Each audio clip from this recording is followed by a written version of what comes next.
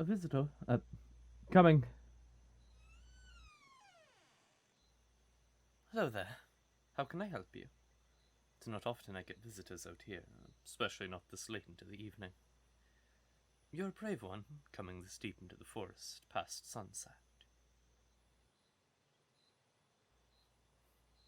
The one and only.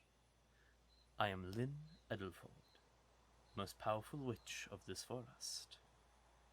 Well, the only witch of this forest, but don't let that deceive you. What's your name? It's nice to meet you. And so, how can I help you? You don't look like someone who's gotten lost in the forest and just happened to stumble across my cabin.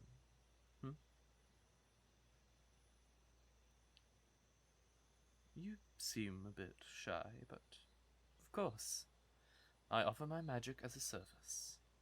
Not many from your town take me up on it. They seem to have their suspicions about me. Lone witch deep in the forest. If you told anyone that you were coming to see me, or asked anyone for directions, then I'm sure you've heard the rumors of a dark and evil witch who lures his victims out into the forest, far from town, where they won't be heard.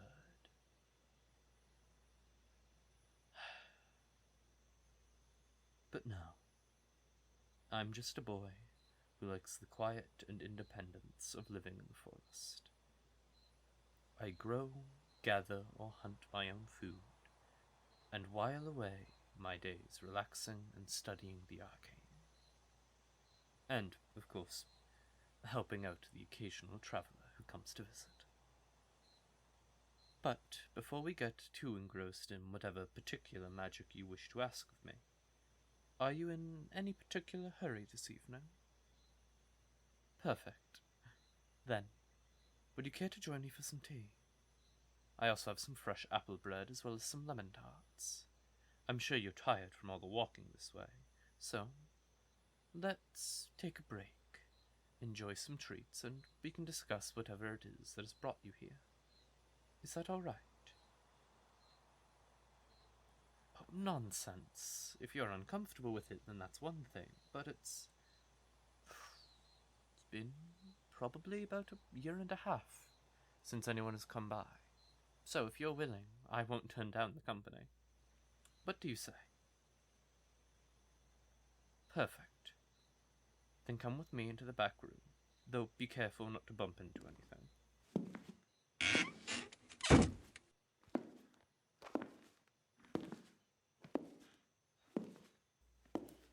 Well, when you live this far into the forest, expecting regular visitors would be a bit of a futile exercise, even without the rumors.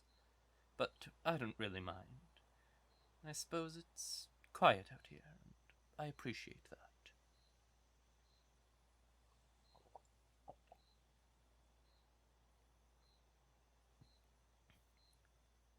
Go ahead and take a seat on one of the sofas. They're extremely comfortable. It's one of the magics I'm most proud of. But let's see here. Oh, let me get that fire going. I'm a witch, remember?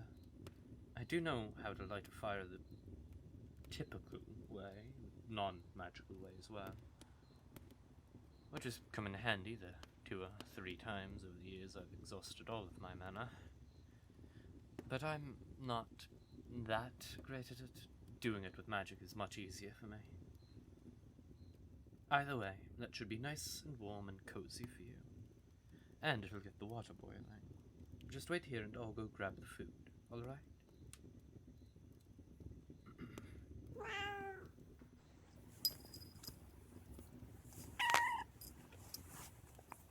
Oh, I see you found Mia. Did she come over to you like that? Well, she seems quite comfortable. She must really like you. I'm surprised. No, not that I mean you're a bad person or that you shouldn't like you, of course. I don't mean that. I meant it more as... She's only a couple of years old, and both of the other times that someone has come by since I've had her, she didn't really like having new people here. She got quite skittish and avoided them, even avoided me, and mostly just hid in one of the closets for the rest of the day. Even part of the next day. But she does really seem to like you. Got all curled up in your lap immediately. Nearly no hesitation. Yes, she can be quite affectionate like this. Yes, I do suppose it's kind of hit or miss, you know? Either way, she seems to want you to pet her, so aren't you lucky? Anyway, here you go. A few different teas to choose from. Pick whichever you like. And some treats. Go on, no need to be shy. Try them. They aren't poisoned or anything.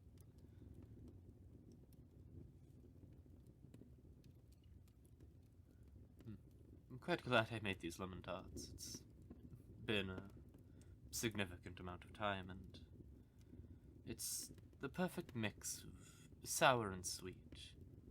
Pairs very nicely with this tea. There you go. What do you think? How is it? I'm glad. It's hard to get lemons out here in the middle of this forest, so we have to make do, but... Well, with a greenhouse and a bit of magic, you'd be surprised by what you can grow. There's also the magic of making things taste like other things, but that's a smidgen trickier.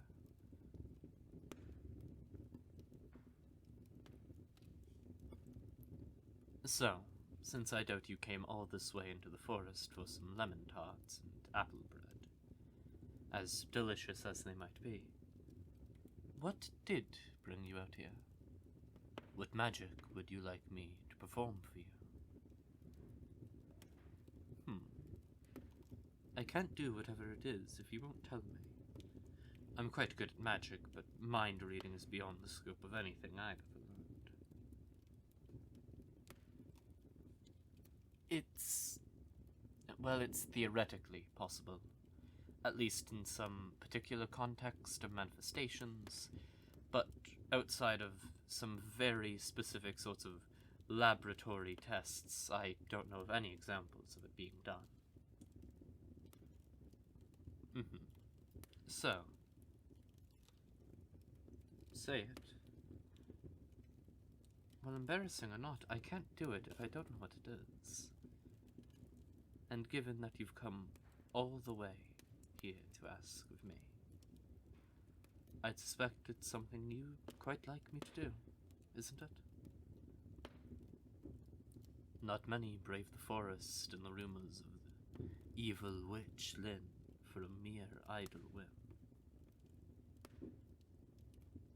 Though, if you do decide that in fact you don't wish to tell me, then that's perfectly alright.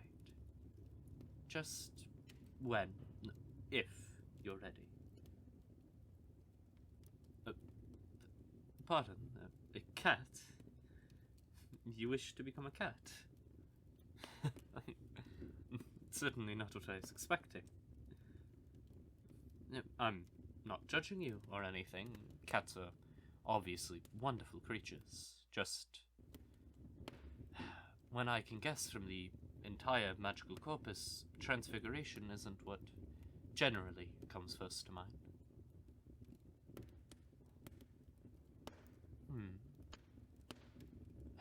The first to come to mind in, usually, particularly in the context of ordinary folk hiring a witch, the most common desires are health, love, wealth, success, which is hard for us to do much about, and beauty, but usually in a more limited way than a full cross-species transmutation, you know? So, I was expecting something of a love potion or a medicine for an otherwise incurable disease or injury. No, no, no. You assume too far and underestimate the great witch Lynn. Of course I can do the transfiguration you desire. Of course I see the surprise in your eyes that conveys that you thought this a long shot, but yes, I truly can do this for you. However, before I do that, may I ask you a few questions? What makes you wish to become a cat? It's not a trivial matter to undertake, and I'd hate for you to do something drastic on something of a whim.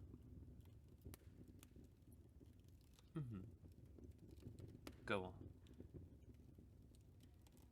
Well, I suppose that's understandable. Wait here a moment. I'll need to consult one of my spellbooks to ensure I perform the magic correctly.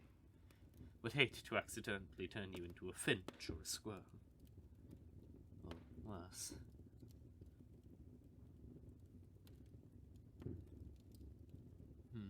Alright. Now let's see. This is the sort of de facto authority on most transfigurations, so it should be in here somewhere. Yes, both inanimate and animate transfigurations, though you can't really mix them without a lot of very careful planning and intricate soul manipulation, which obviously comes with a great deal of risks. Inanimate to inanimate is the easiest since it doesn't need to concern itself with any form of manipulation of higher thought. And then animate, which does have some soul manipulations, but it's quite manageable for a skilled witch. Of course I'm a skilled witch. I told you. I'm the most powerful witch in this forest.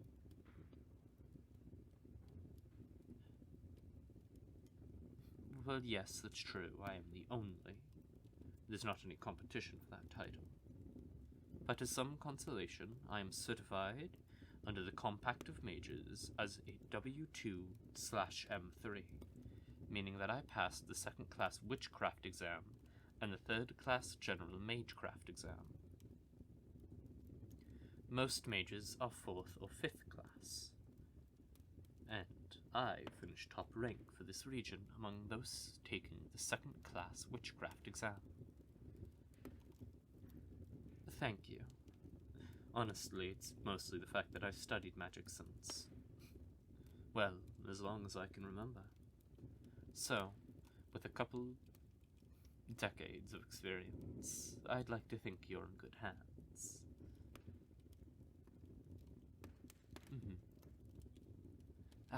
Found it.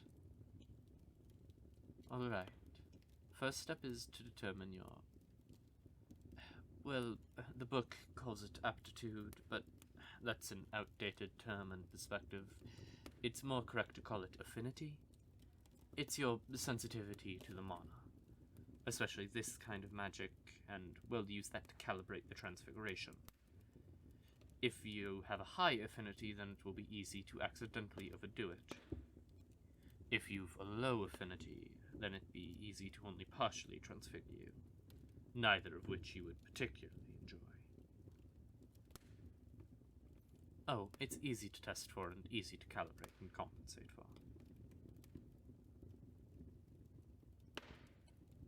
Yes, what I'm going to do is basically just channel a small amount of mana through your body and observe how it flows.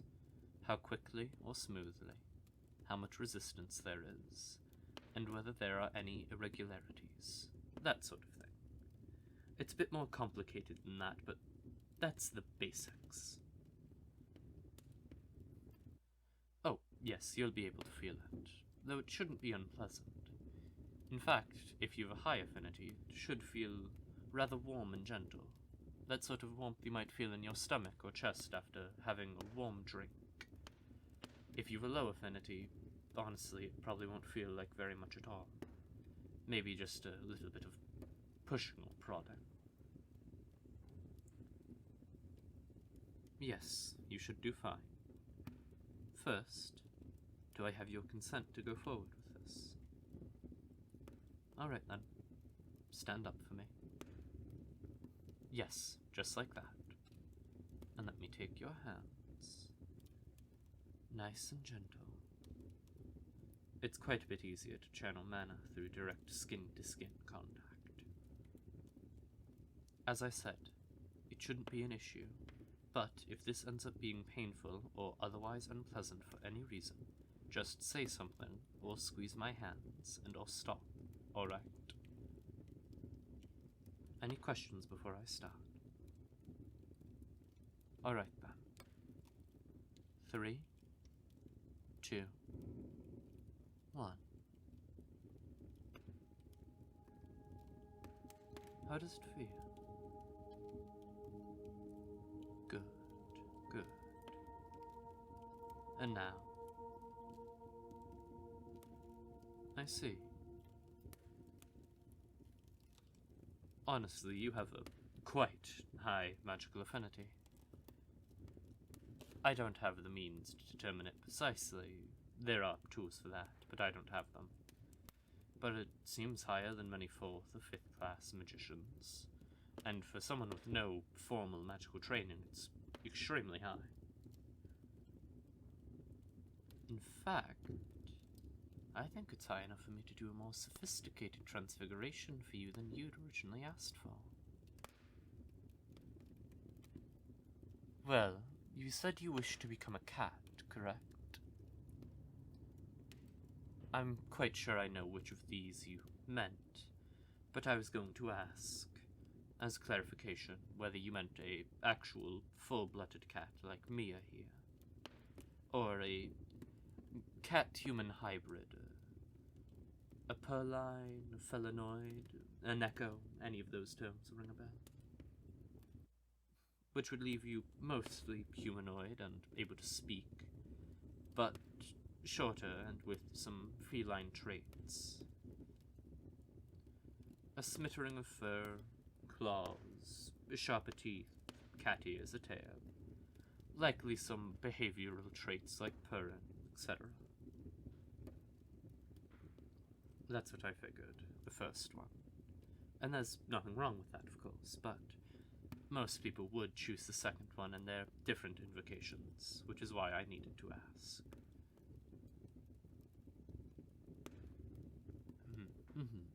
You see, the thing is, I think your affinity is high enough that I can do both for you.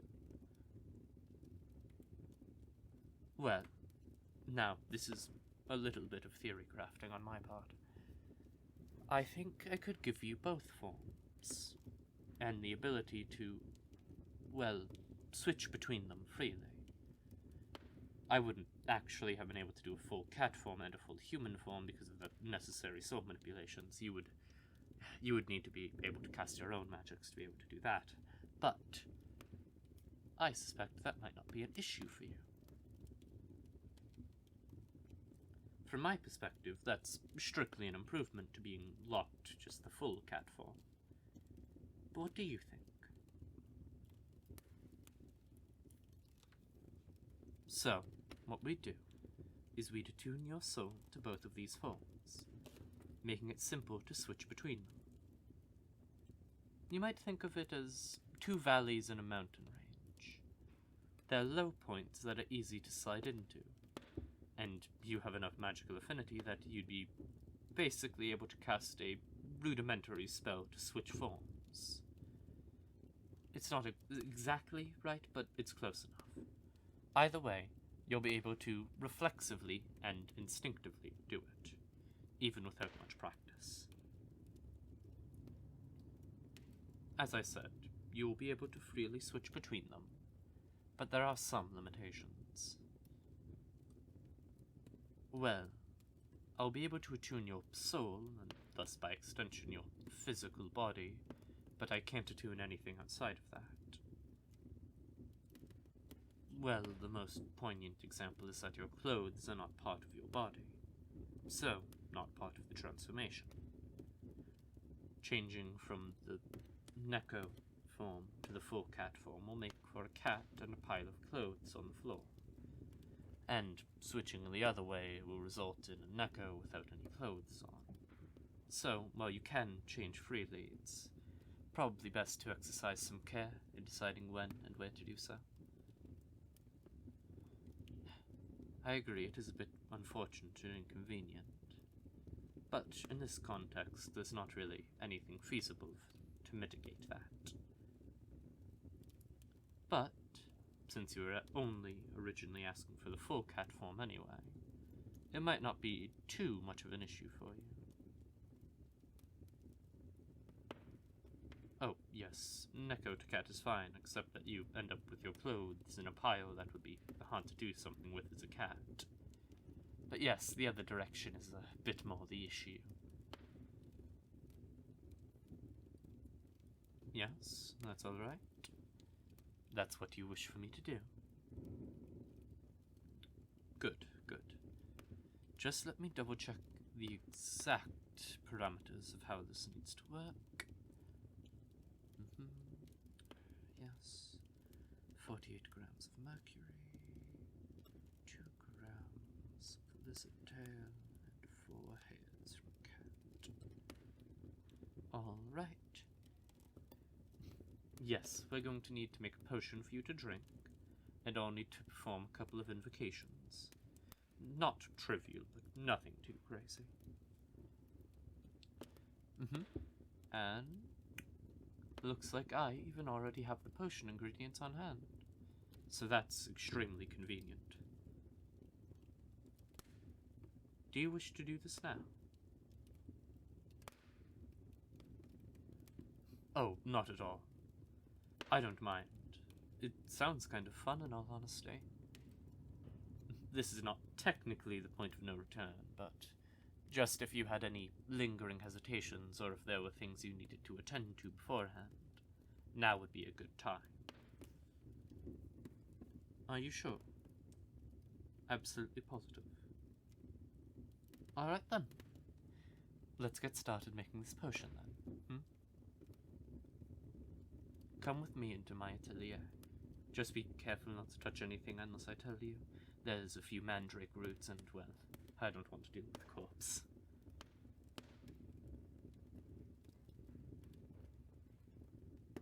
Here we are.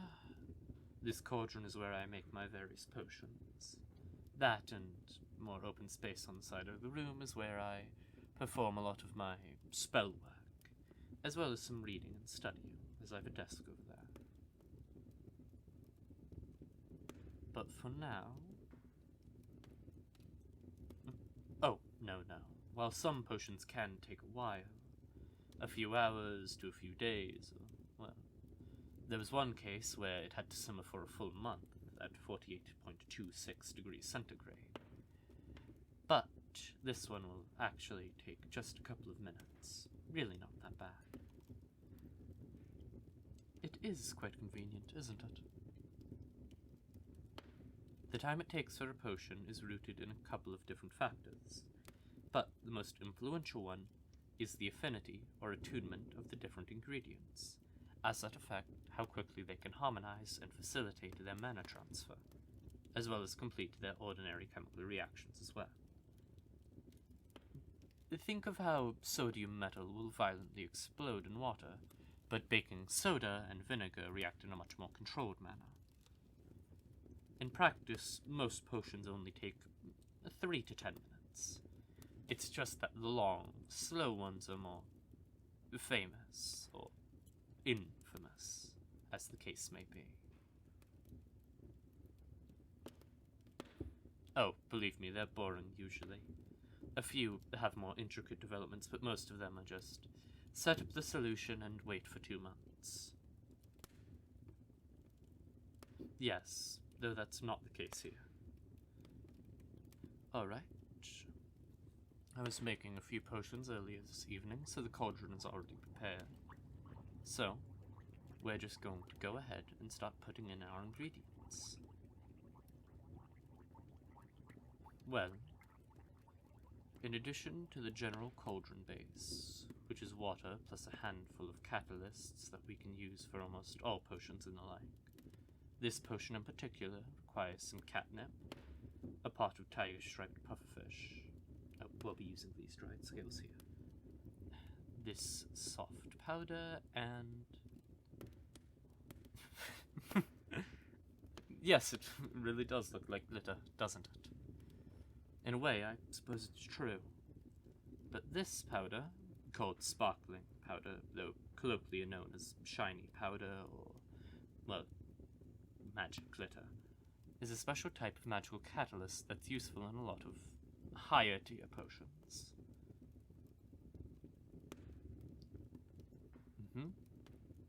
And the last ingredient we'll need is... well, it's what we call sanguine clay. Yes, blood clay. I have this magical clay prepared as a base, but we'll need just a couple of drops of your blood to add to it. It's set up to be able to absorb that, and it'll help attune the potion to you. And it will also act as a core for my later invocation to bind to. Is that alright? Alright, let's go ahead and do that first then, if that's alright with you. Here, you can hold the clay with one hand. I have this little needle. I always forget the proper name, but needle's just more efficient. That I'll use.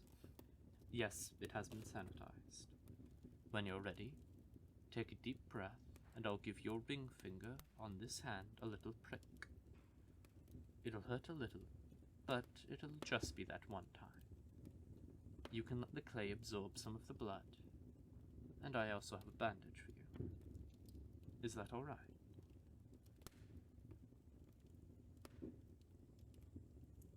Then, whenever you're ready.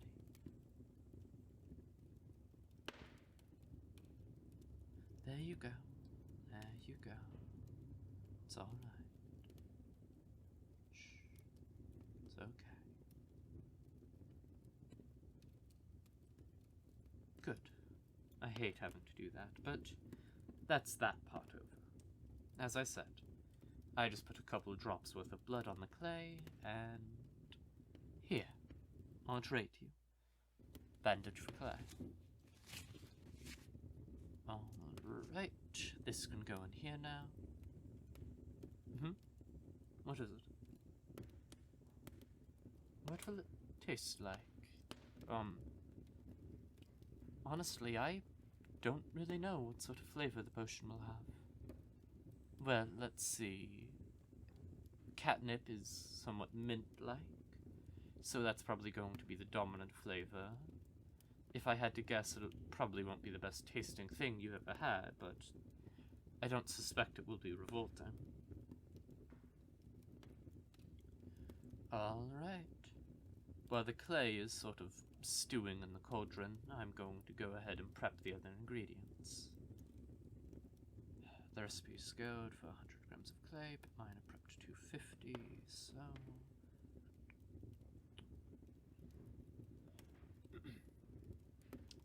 45 grams of catnip becomes 90 plus 22.5, which is 112.5. 15 grams of pufferfish becomes 30 plus 7.5, or 37.5. And 40 grams of sparkling powder becomes 80 plus 20, or a clean 100. Oh, scaling the recipe will be fine. Scaling a recipe up or down like that, within reason anyway, doesn't really have too much effect, aside from ending up with a bit more or a bit less of your potion. It's only when you scale down really far that you have to start to interfere with the ingredient's ability to harmonize. In scaling up too far, it can interfere with how they flow, and can also overwhelm the base catalysts. But you'd have to scale it by a factor of at least 10 or 15, depending on the, well, mutability of your catalysts to start running into that. Scaling by 2.5 is fine. Oh, nothing to worry about at all. In theory, I could have only used 2/5 of the clay and kept the original amounts instead, but I've had issues with that. Specifically the clay, it doesn't do well when it gets split up like that.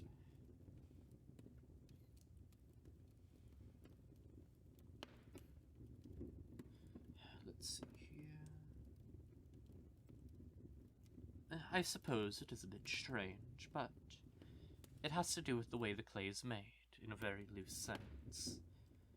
You could think of it as alive, in a way, and so cutting it like that would be a pretty major injury, which is going to affect how it interacts with the other ingredients. It could theoretically be avoided by taking some extra precautions when making it, but it makes it a lot more work to make, and I just don't see the point when you can just add a bit more of the other ingredients to compensate.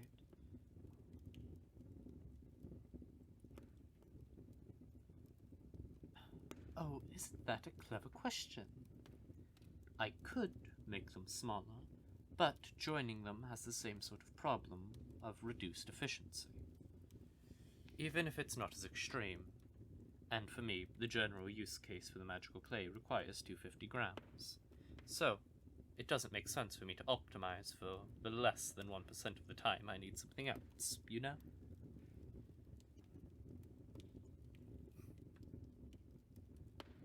As much as there's the art of magic involved, witchcraft is also very much a science.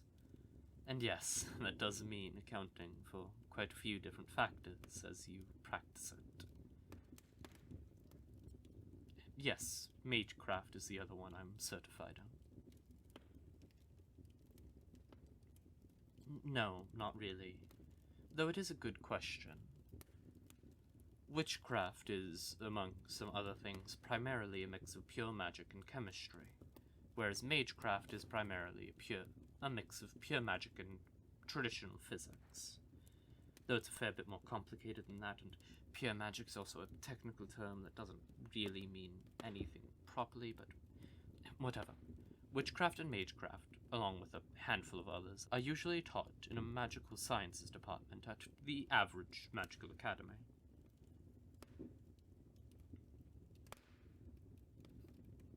Yes, exactly. They do align with others, though there are plenty of overlap too. Anyway, all of the ingredients are in so far, for now. It's just a matter of stirring and waiting for all of them to harmonize, and that should only take a couple of moments. So, just a smidgen more patience, kitten. I'm going to prepare the necessary invocations as well. Oh, yes, that's fine. Feel free to look around. Just as I said earlier, do be careful not to touch anything. I have a few ingredients in here that can be dangerous if you're not careful, and others that are very carefully arranged, and others that are still in a solution, and I don't want that to be, well, affected. Good, good.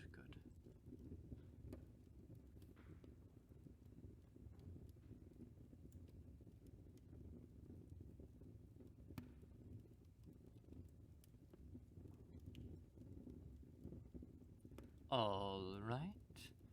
Potion should be done. About now.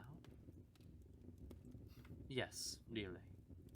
Let me get it out of the cauldron and into a glass for you to drink.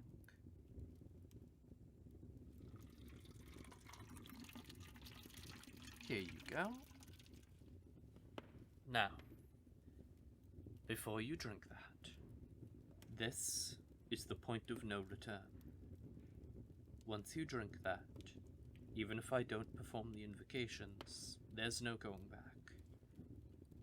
And in truth, it'll be far worse if I don't perform the invocations, because you'll end up with your body and soul in a in-between state. And that's if they stay the same, which would definitely have a lot of negative consequences. My point is, I'm not trying to scare you or even dissuade you. I just want to make sure, are you truly sure, beyond any doubt, that you want this. Very well then. You may drink.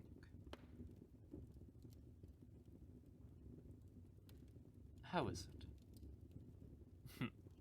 That's fair. I'm glad it wasn't too bad. Though it will take a little bit of time to affect. Though my invocations will take care of that. But you probably won't feel much until then. Maybe a little bit here and there. So don't worry. It'll do its thing. Now, I will begin the invocation. Well, from your perspective, it won't involve much at all. I'm going to hold your hands again so that I can more easily conduct mana through you. And I'll cast a few spells that'll take care of orchestrating the transformation. Alright? Good. Your hands, please. Alright. This will probably feel mostly the same as when I tested your affinity earlier, but a little bit different as the transformation begins to take hold. I'll be directing you into the hybrid, or Neko, form first, particularly because it'll be a smaller transformation, so it will give you a less extreme change to experience for the first time. Alright? Ready?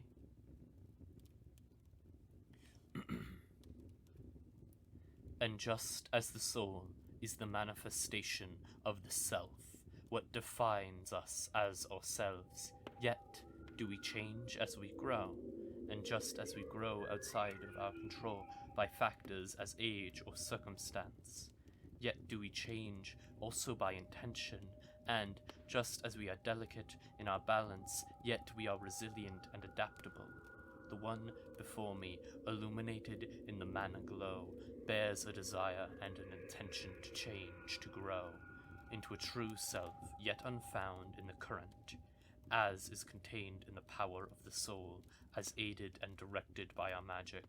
This change shall transpire. Behold. There you go, there you go. Gentle now. You are now in your hybrid or Neko form. How do you feel?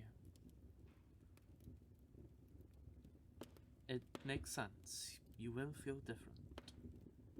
You are inhabiting a fairly different body than you were just a few seconds ago. We do need to hurry and perform the second invocation as well. That will grant you the full cat form as well. But do you wish first to look in the mirror? Alright, you probably saw it in your momentary exploration of the LileLlia earlier, but there's a mirror in that corner over there. Shall we?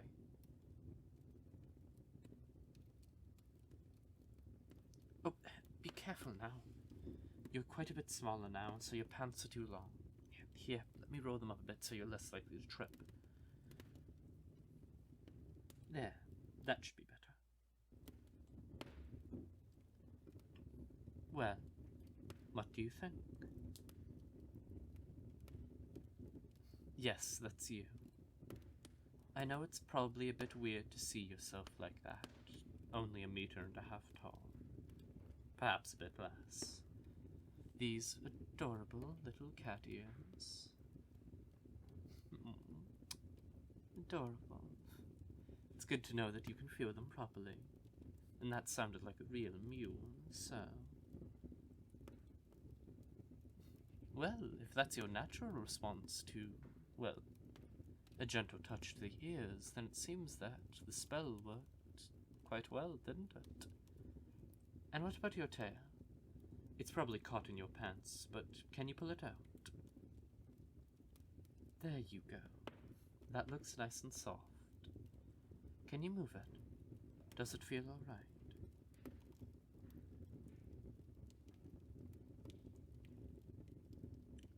Good, good. Though, yes, it probably will take a while for you to get used to all of the changes. Are you ready for the second part? The part where you become a full-fledged cat. You'll retain your mind and soul, just in a cat's body and with some of the associated incidents. Alright then, come back over to the cauldron with me. Yes, you'll need to drink just a little bit more. About half that first amount, which is obviously still in your system as well, but to manifest 2 separate forms. You'll simply need a higher dose than to manifest just one. So, here you go. Drink up.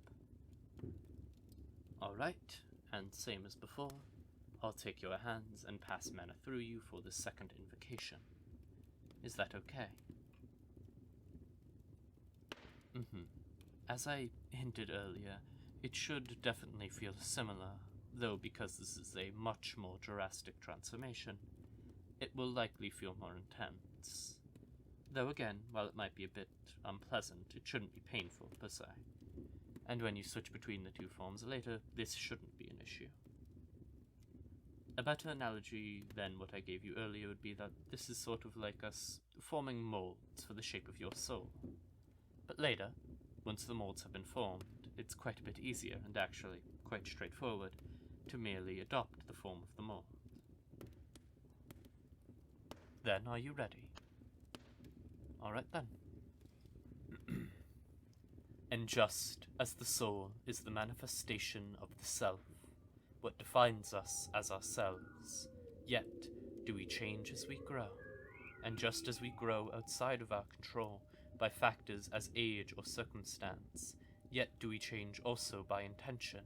And just as we are delicate in our balance, yet are we resilient and adaptable.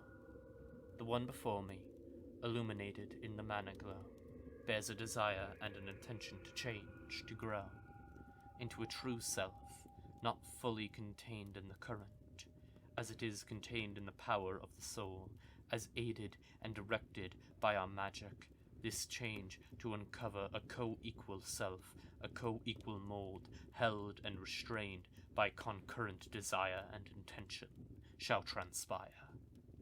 Behold.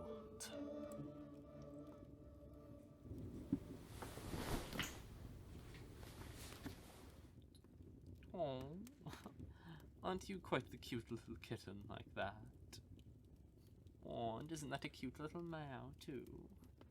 It looks like you can't speak normally, which I suppose that makes sense, doesn't it? Tell me, do you feel okay? Nod or shake your head. Okay, that's good. Do you mind if I pick you up so that we can go over and you can look in the mirror? Yes, it's more than fine. I know that it probably seems a bit strange. You can obviously go over there on your own. I'm just a tad worried that... Yes, just like that. I was worried that you wouldn't be able to see since the mirror doesn't come down far enough. Would you like me to pick you up so that you can see? Or would you like me to bring my desk chair over so you can stand on it?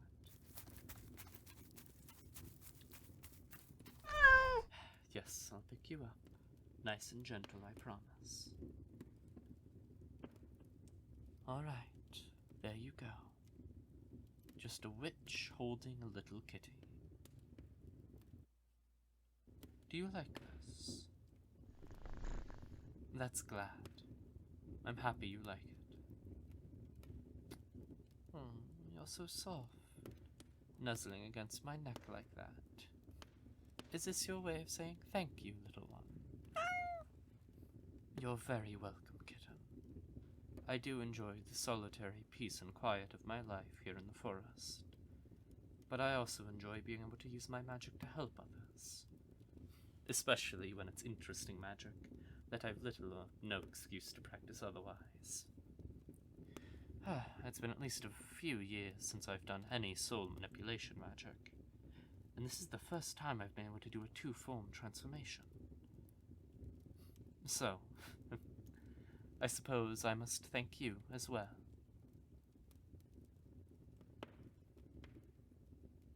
How do you feel? Does everything feel alright? Can you move everything? I know you were just walking fine a moment ago, and Obviously, your meowing seems fine. You seem to hear and understand me, but how about your ears and your tail? All four parts. Are you sore or numb anywhere? Good, good. It might be a good idea to see a vet, just in case, though. Logistically, but... It is definitely reassuring that you feel alright. On top of what I can tell. I imagine the pets and the ear scritches feel even better like this, don't they? I'm going to take those purrs as a yes. There's one other important thing to test. And one other thing at the moment that I'm quite curious about, alright? Alright.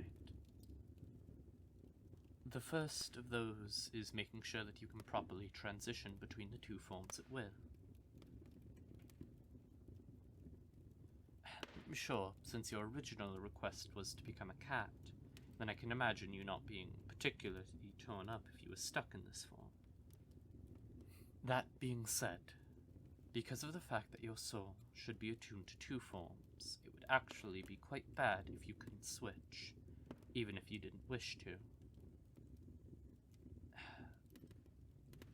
It'd be a bit like if your knee hurt and you decided it wasn't anything of an issue because you can walk well enough and you don't want to run a marathon. Fair enough. Alright, then I'm going to set you down and turn around. Your clothes over there, remember? So I'm going to set you down now. Turn around. And I just want you to change back and forth a few times. Look in the mirror and make sure everything that's supposed to change does. And that everything feels okay. Can you do that for me? Thank you, kiddo. There you go. And now you have the chair you can climb onto to see. I'm going to turn around now, so whenever you're ready, you can go ahead. And just let me know when you're done, alright?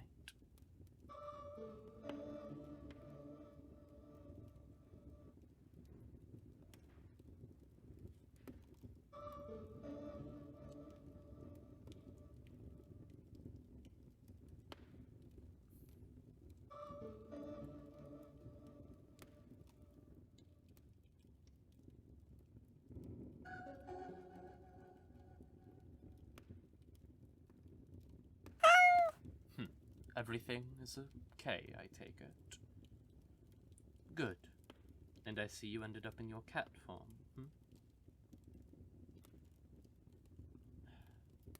Though I wonder how much of that is the fact that your clothes no longer fit. Tell me, kitten, would you like me to do something about that? Well, I don't know if I can shrink them enough to properly fit your new form, your Neko frame, for lack of a better term. But I can at least make them a little bit smaller if you'd like. No? Well, you don't seem particularly interested one way or the other. Perhaps we can figure that out later. On that note, if I may ask, what now? What do you intend to do now that you're a cat or a Neko? I can't imagine that the townsfolk where you're from would be particularly keen on what we've done. Not that I'm saying that it was a bad idea, or that we shouldn't have done it, but I'm curious. What do you plan to do from here? It's hard to understand your meowing. Oh, is your plan just to live as an ordinary house cat back in your town? Somehow I feel like I ought not to be surprised by that. Do you already have some place in mind? A family member, a friend, or acquaintance who's looking to take in a cat? No, just planning to be a stray and hope for the best. That seems, well, at least a bit risky, and all but guaranteed to be quite unpleasant in the short term now. Especially with winter coming. I suppose you'd have to come to terms with that prospect already if you went to these lengths to make it happen, That or you were just so desperate in your aims that you didn't much care.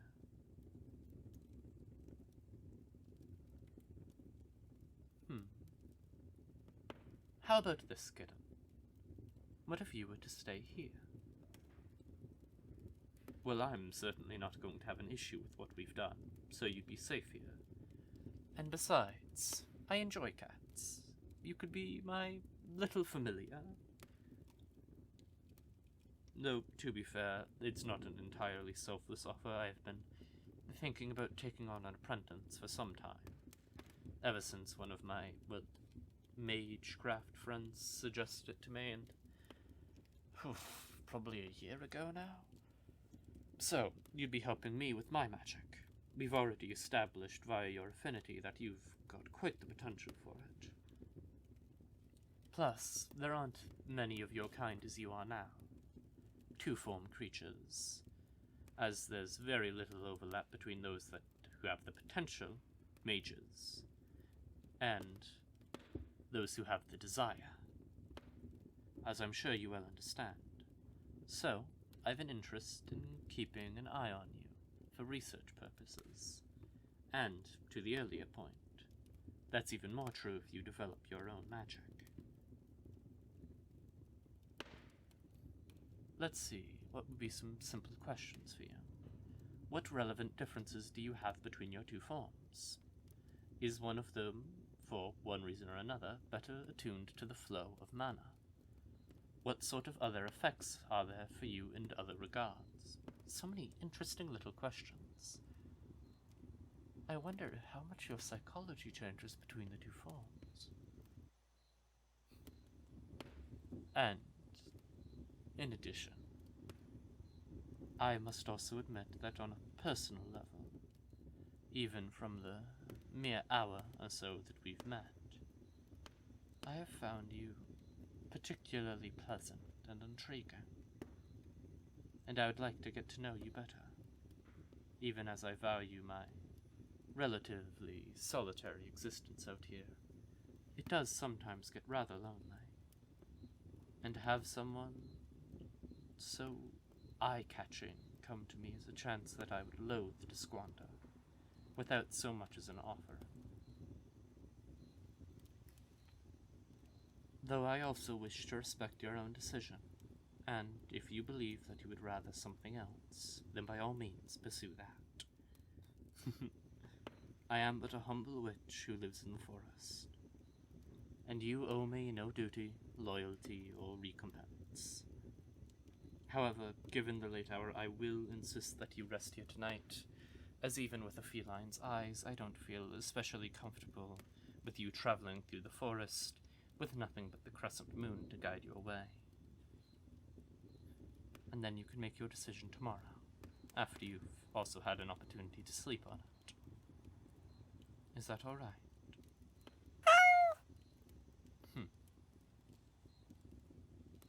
You're welcome, kitten.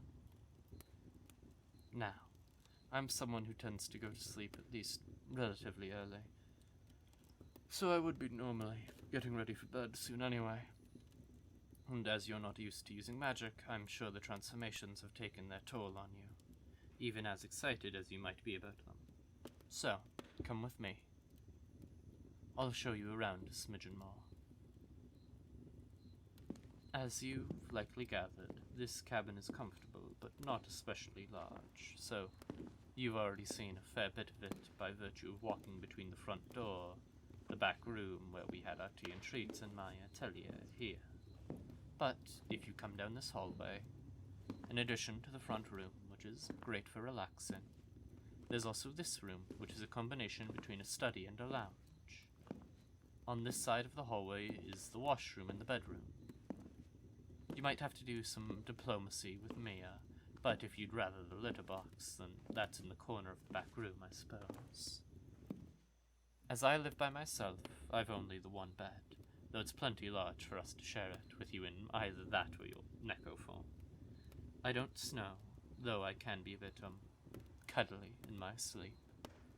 I'm always curled up with a pillow or plush object of sorts. But if you're more comfortable, there are a few chairs or sofas around that you can sleep on. And if you decide to stay long term, then we can figure out a permanent solution. Any of those other options are a bed for you. Again, whichever you'd be most comfortable with. The bed. Sure. Though Mia may come in here too. Sometimes she sleeps in here, sometimes she doesn't, so I'm going to put your clothes on the dresser over here, as well as a set of my pajamas. They're also going to be too big, but if you decide you wish to change into your Neko form in the middle of the night and want them, you're welcome to wear them. Do you need anything else before bed? Water? Anything? Alright then. I'm going to use the washroom and change into my pajamas real quick. Alright.